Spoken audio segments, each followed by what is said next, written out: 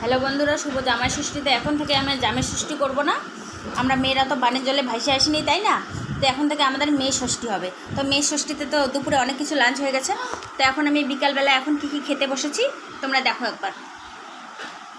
এখানে অনেকগুলো ফল আছে, এখানে ছানার মিষ্টি আছে, এখানে এই যে দেখো এখানে মিষ্টি আছে কতগুলা।